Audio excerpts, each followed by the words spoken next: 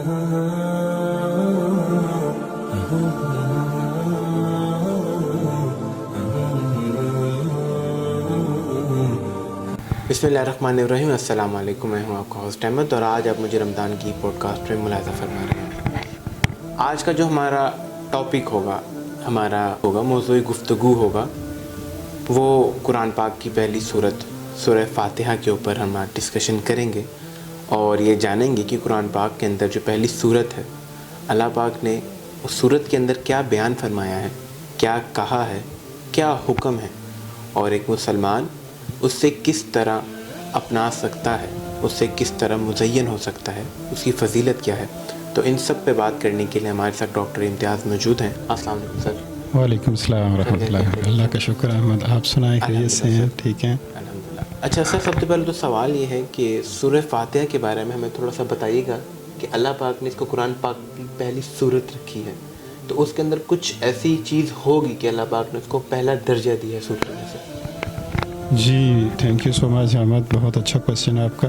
तो मैं अपने देखने वालों को, आपके जानने वालों को ये बताना चाहता हूँ कि अल्लाह रब्बुल आलमीन ने ये सूरह फ़ातिहा, अल्लाह रब्बुल आलमीन ने ये जो कुरान मजीद का अव्वल दर्जे पे रखा है, इसको सबसे पहले इसको जो रखा है, एक्चुअली बहुत सारे मुफस्सिरीन इकराम ने, बहुत सारे मुफस्सिरीन ने इस पर लिखा है, ये जो सूरह है, सूरह फ़ातिहा, ये कुरान करीम का इजमाल है।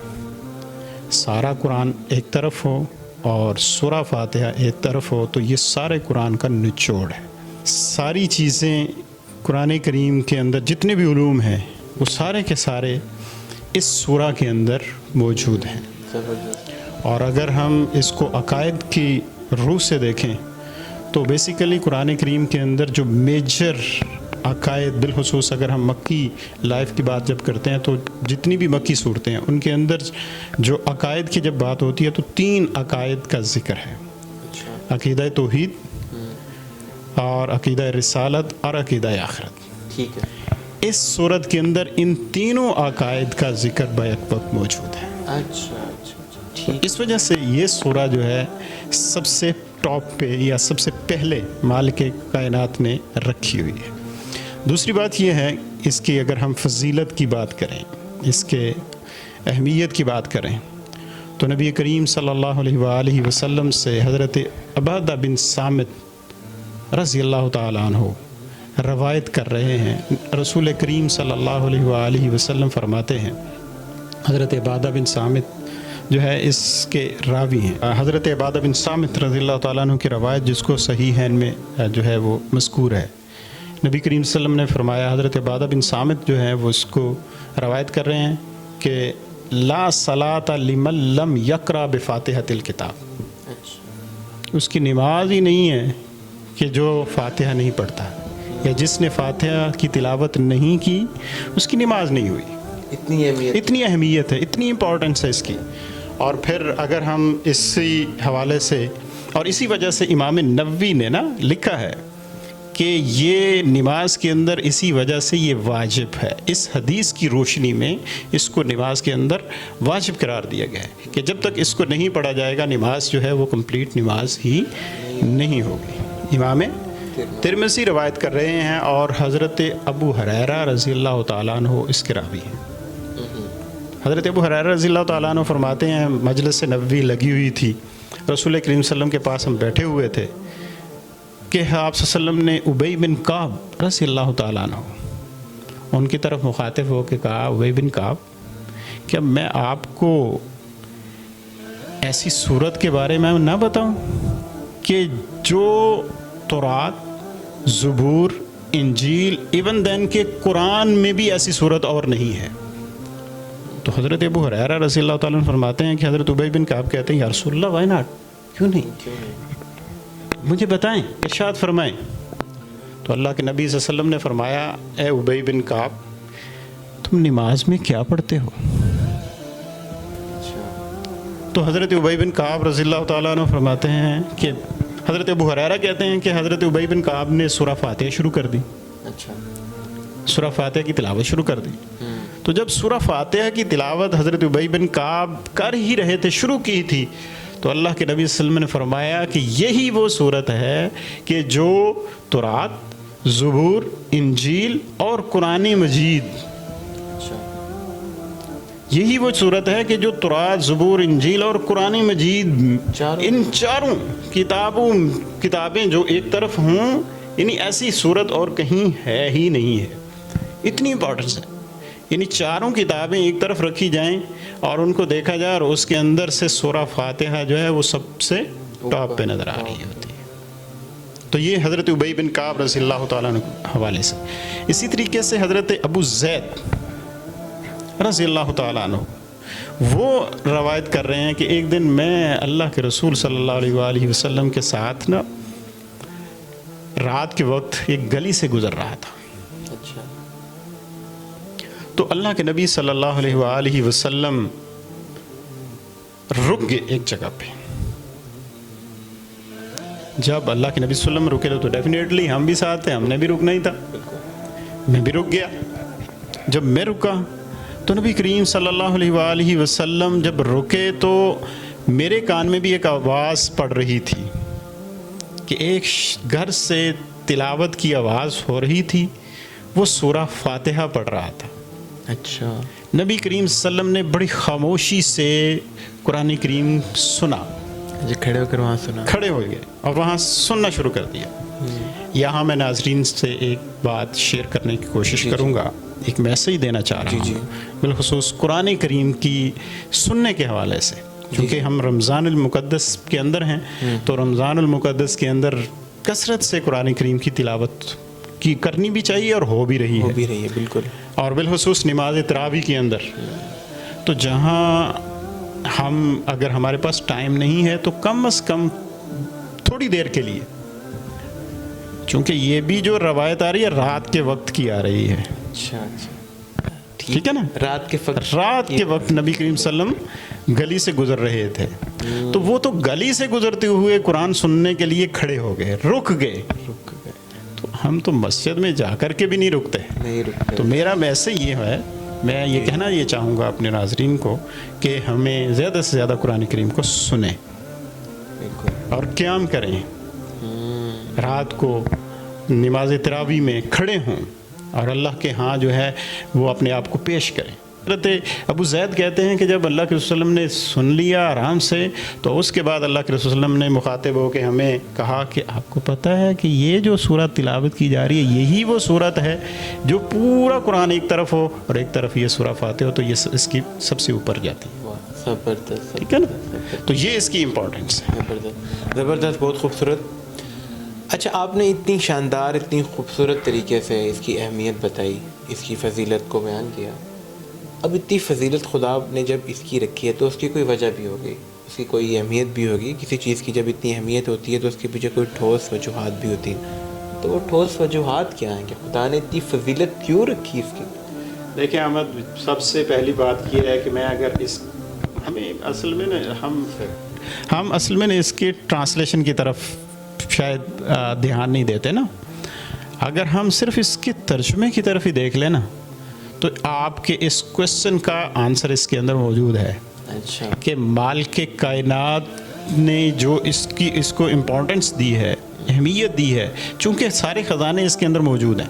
جہاں خزانے ہوں تو وہاں ظاہر ہے اس کی ڈیفینیٹلی اس کی اہمیت تو بڑھ جاتی ہے. بالکل. اب اس کے اگر سٹارٹنگ کو ہی دیکھیں، ابتدا ہی کو دیکھیں تو قرآن کہتا ہے الحمدللہ رب العالمین.